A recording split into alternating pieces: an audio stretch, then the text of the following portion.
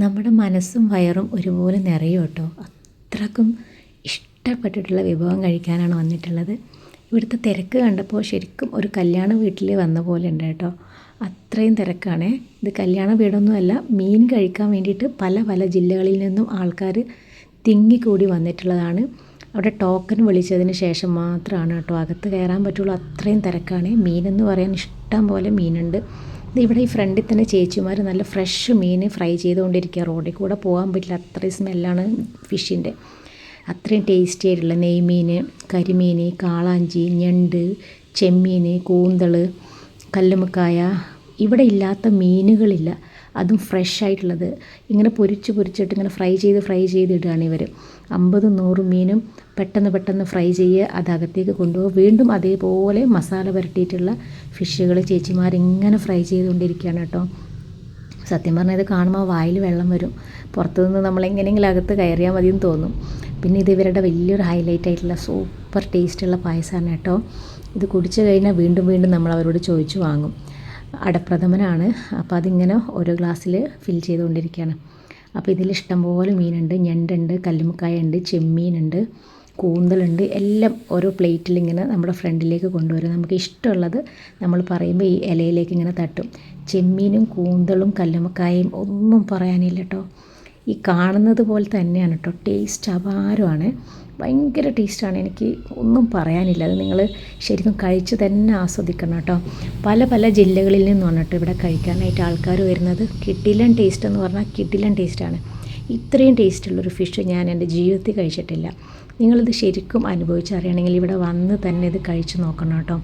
പിന്നെ ചോറിൻ്റെ കൂടെ ഒരു സദ്യക്കുള്ള എല്ലാ ഐറ്റംസും ഉണ്ട്.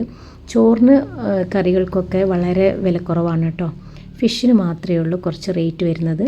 ചോറിൻ്റെ കൂടെ നമുക്ക് പായസവും എല്ലാ ഐറ്റംസും നമുക്ക് കിട്ടും. അപ്പോൾ അതിന് മാന്യമായിട്ടുള്ളൊരു റേറ്റ് മാത്രമേ ഉള്ളൂ. പക്ഷേ ഫിഷിന് അത്യാവശ്യം നല്ല റേറ്റ് ഉണ്ട് കേട്ടോ.